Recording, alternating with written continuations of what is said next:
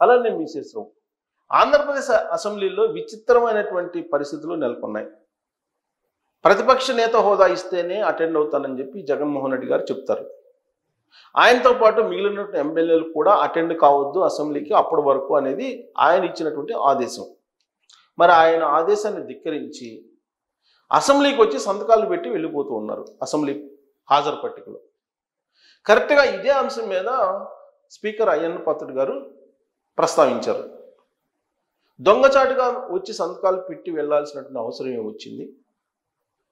ప్రజల్లో గెలిచినటువంటి ఎమ్మెల్యేలు కదా మీరు, ప్రజా సమస్యలను అసెంబ్లీలో మాట్లాడాలి కదా. దొంగచాటుగా వచ్చి హాజరు పట్టికలో సంతకాలు వెళ్లాల్సినటువంటి పరిస్థితి ఎందుకు వచ్చింది అనే దాని మీద ఆయన మాట్లాడారు. మరి అలాంటి పరిస్థితి ఎందుకు వచ్చింది? జగన్మోహన్ రెడ్డి గారు ఇచ్చినటువంటి ఆదేశాన్ని కాదనకూడదు, ఎట్ ద సేమ్ టైం అనర్హత వేటు పడుతుందేమో అనేటువంటి భయం. మరి జగన్మోహన్ రెడ్డి గారు ఇచ్చినటువంటి ఆదేశాన్ని ధిక్కరించినట్టే కదా అసెంబ్లీకి లోపలికి రావట్లేదని అంటే హాజరు పట్టికలో సంతకం పెడుతున్నారు, దాని ప్రకారం అయితే అసెంబ్లీకి అటెండ్ అయినట్టే. జగన్మోహన్ రెడ్డి గారు ఏమో ఎమ్మెల్యేలు ఎవరు అటెండ్ కావద్దని చెప్పి చెప్పారు, అంటే ధిక్కరించినట్టు ఒకటి. రెండు, అనర్హత వేటు పడుతుందేమో అనేటువంటి భయం ఉంది 11 మంది ఎమ్మెల్యేలకి, ఇంక్లూడింగ్ జగన్మోహన్ రెడ్డి గారికి అని చెప్పి మనం చెప్పవచ్చు. ఎందుకంటే గవర్నర్ ప్రసంగానికి అటెండ్ అయిపోయి తర్వాత అటెండ్ కాల అసెంబ్లీకి జగన్మోహన్ రెడ్డి గారు. కారణం ఏంటి? వరుసగా 3 అసెంబ్లీ సమావేశాలకి లేదా వరుసగా 60 రోజుల పాటు అటెండ్ కాకపోతే స్పీకర్కు ఉన్నటువంటి విశిష్టాధికారాలతోటి అనర్హత వేటు సభ్యుల మీద వేయచ్చు అనేటువంటి ఒక క్లాజ్ని చర్చలోకి తీసుకొచ్చారు వ్యూహాత్మకంగా అయ్యన్న పాత్రుడు గారు, అలాగే డిప్యూటీ స్పీకర్గా ఉన్నటువంటి రఘురామకృష్ణరాజు గారు. అది ప్రజల్లోకి బలంగా వెళ్ళింది. వైఎస్ఆర్ కాంగ్రెస్ పార్టీ వాళ్ళు కూడా దాని గురించి సీరియస్గా పట్టించుకున్నారు, కాకపోతే అధ్యయనం చేయలేదు. దాంతో జగన్మోహన్ రెడ్డి గారు స్పీకర్ ఆయన ఏదైతే చెప్పారో, ఏదైతే వ్యూహం పడినారో ఆ వల్ల చిక్కుపోయారు. గవర్నర్ ప్రసంగం అప్పుడు ఆయన వచ్చారు, బడ్జెట్ గవర్నర్ ప్రసంగం అప్పుడు జగన్మోహన్ రెడ్డి గారు వచ్చి ఆ రోజు వెళ్ళిపోయారు. కానీ అఫీషియల్గా ఆయన ఆ రోజు వచ్చిన దాన్ని పనిదినం కింద పరిగణించలేము అనేటువంటి ఇంకో క్లాస్ కూడా స్పీకర్ అయ్యన్న పాత్రుడు గారు బయటికి తీసుకొస్తున్నారు, అలాగే రఘురామకృష్ణరాజు గారు కూడా బయటికి తీసుకొస్తున్నారు. ఇలాంటి పరిస్థితుల్లో జగన్మోహన్ రెడ్డి గారిని అనుసరించాలి లేదా జగన్మోహన్ రెడ్డి గారు వేసేటువంటి అడుగులో అడుగు వేయాలి అని చెప్పి ఎమ్మెల్యేలు భావించాలి. కానీ అనర్హత వేటు పడుతుంది అనేటువంటి ఒక ఆందోళనతో వాళ్ళు హాజరు పట్టికలో సంతకాలు పెట్టి వెళ్ళిపోతున్నారు అసెంబ్లీ లోపలికి అడుగు పెట్టకుండా. మరి దీన్ని ఏ విధంగా తీసుకోవాలి అనే దాని మీద తర్జన భర్జన పడుతూ ఉన్నారు స్పీకర్ అయ్యన్న పాత్రుడు గారు. అందుకే దీని మీద ఒక క్లారిటీ ఇవ్వండి అని చెప్పి కొణతాల రామకృష్ణ గారు, జనసేన ఎమ్మెల్యే, సీనియర్ పొలిటీషియన్, ఆయన కూడా అడుగుతున్నారు. ఆయన అసెంబ్లీ వేదికగా వేసినటువంటి క్వశ్చన్కి బదులుగా ఎథిక్స్ కమిటీకి ఈ దొంగచాటుగా వచ్చి ఆధార పట్టికలో సంతకం పెట్టినటువంటి వాళ్ళ విషయంలో ఏం చేయాలనే దాని మీద పంపించారు నిర్ణయం తీసుకోమని ఎథిక్స్ కమిటీకి. ఎథిక్స్ కమిటీ తీసుకునేటువంటి నిర్ణయం ప్రకారం ఈ ఎమ్మెల్యేలు దొంగచాటుగా సంతకాలు పెట్టినటువంటి ఎమ్మెల్యేలని ఏం చేయాలి? వాళ్ళకి శాలరీ కట్ చేయాలా, లేదా అసలు దాన్ని పనిదినం కింద గుర్తించకుండా ఉండాలా అనే దాని మీద ఒక నిర్ణయం తీసుకోవాల్సి ఉంది. వాస్తవంగా జగన్మోహన్ రెడ్డి గారు కానీ లేదంటే ఆయన పార్టీ ఎమ్మెల్యేలు కానీ జీతాలు అయితే తీసుకుంటున్నారు, అసెంబ్లీకి వచ్చినా రాకపోయినా. అసెంబ్లీకి రానటువంటి ఎమ్మెల్యేలకి అసలు జీతాలు ఎందుకు ఇవ్వాలి అనేటువంటి ప్రశ్న ఇప్పుడు జనసేన సభ్యుడు వేస్తూ ఉన్నారు కొనతాల్ గారు.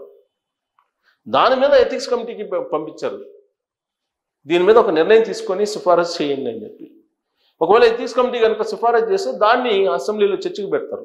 చర్చకు పెట్టి ఆ రోజు సభ్యులు మెజారిటీ ఏం చెప్తే దాన్ని చేసేటువంటి అవకాశం ఉంది. అంటే ఆ సభ్యుల మీద అనర్హత వేటు వేయటమా, అనర్హత వేటు వేయలేని పరిస్థితులు అఫీషియల్గా హాజరు పట్టిలో సంతకం పెట్టారు కాబట్టి జీతం కట్ చేయటమా, బత్యాలు కట్ చేయటమా, ఏం చేయాలనే దాని మీద నిర్ణయం తీసుకున్నటువంటి అవకాశం ఉంది.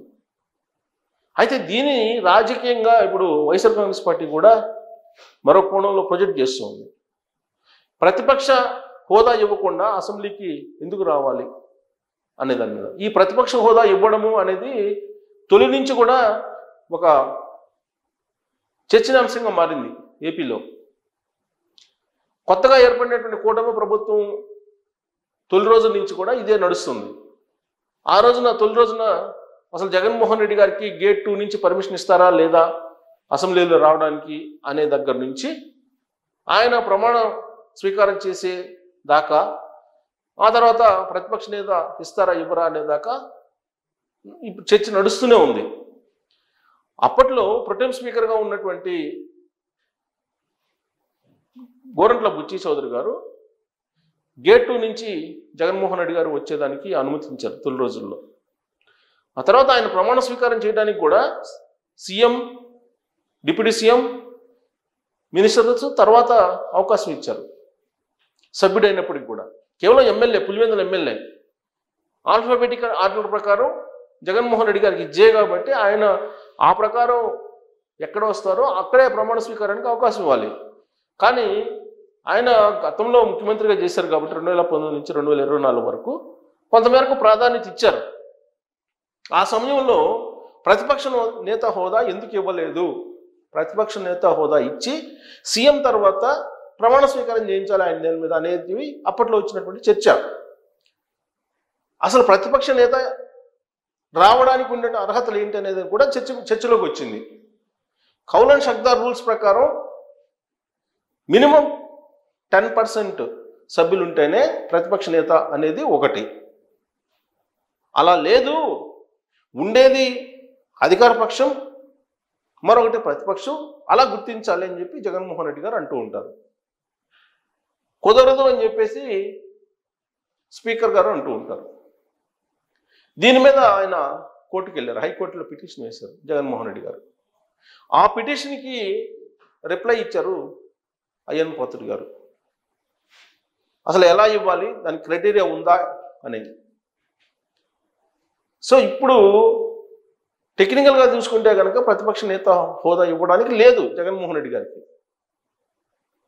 ఆ విషయాన్ని అసెంబ్లీ వేదికగానే అయ్యన్ పాత్రుడు గారు చెప్పారు. ఆయన విషయం పక్కన పెడితే సహచర ఎమ్మెల్యేలు వాళ్ళ భవిష్యత్తు ఏంటి, వాళ్ళ జీతపత్యాలు ఏంటి అనేది ఇప్పుడు ఎథిక్స్ కమిటీ నిర్ణయం తీసుకోవాల్సి ఉంది. జగన్మోహన్ రెడ్డి గారు ముఖ్యమంత్రి అయినప్పటి నుంచి కూడా ఆయన జీతం తీసుకోవట్లేదు. ఇప్పుడు ఆయన ఎమ్మెల్యేగా ఉండగానే ఆయన జీతం తీసుకోవట్లేదు, తీసుకోవాల్సిన అవసరం కూడా ఆయనకు లేదు. ఎందుకంటే ఆయనకు ఉండేటువంటి ఆర్థిక పరిస్థితి ఏంటనేది అందరికీ తెలుసు. ఆర్థిక పరిస్థితి బాగున్నప్పుడు కూడా జీతాలు తీసుకుంటున్నారు, అది వేరే విషయం. బట్ జగన్మోహన్ రెడ్డి గారు తీసుకోవట్లేదు. మరి ఎవరిని ఆదర్శంగా తీసుకొని ఆయన శాలరీ తీసుకోవట్లేదో తెలియట్లేదు. బట్ ఒక ఎమ్మెల్యేగా, మాజీ ముఖ్యమంత్రిగా ఏదైతే హోదా లభిస్తుందో అవన్నీ అనుభవిస్తున్నారు ఆయన ప్రభుత్వ పరంగానే ప్రజలు ఇచ్చినటువంటి హోదాన్ని అనుభవిస్తున్నారు ఆయన. మరి సహచర ఎమ్మెల్యేల పరిస్థితి ఏంటి? ఇప్పుడు వాళ్ళకి జీతభత్యాలు కావాలి, వాళ్ళ జీతభత్యాలు కట్ చేస్తే పరిస్థితి ఏంటి అనే దాని మీద చర్చ జరుగుతుంది. ఇప్పుడు దొంగచాటుగా సంతకాలు పెట్టి వెళ్ళినటువంటి వాళ్ళ గురించి ఇప్పుడు స్పీకర్ గారు మాట్లాడుతూ ఉన్నారు. మరి వాళ్ళకి జీతభత్యాలు కట్ చేయాలా, లేదు వాళ్ళకి రాకపోయినా జీతభత్యాలు ఇవ్వాలా, ఏం చేయాలి ఎథిక్స్ కమిటీ అనే దాని మీద మీరు ట్రోల్ చేయొచ్చు. సో జనసేన పార్టీ కూడా వాళ్ళ జీతభత్యాలు కట్ చేయండి, ఎందుకు ఇవ్వాలని చెప్పి అడుగుతుంది. అయితే ఒక ఎథిక్స్ కమిటీ ఉంటుంది, అది సిఫారసు చేయాలి, అసెంబ్లీలో చర్చ పెట్టాలి, దానికి తీర్మానం చేయాలి, ఇవన్నీ చేయాలి. మరి హాజరు కానిటువంటి ఎమ్మెల్యేలని అనర్హత వేటు వాళ్ళ మీద వేయాలా, లేదంటే జీతభత్యాలు కట్ చేయాలా, ఏం చేయాలి? అనర్హతగా లేదంటే జీతాలు కట్ చేయడం, లేదా ప్రత్యామ్నాయం ఇంకేమన్నా ఉన్నాయా అనే దాని మీద ట్రోల్ చేయొచ్చు. Thank you.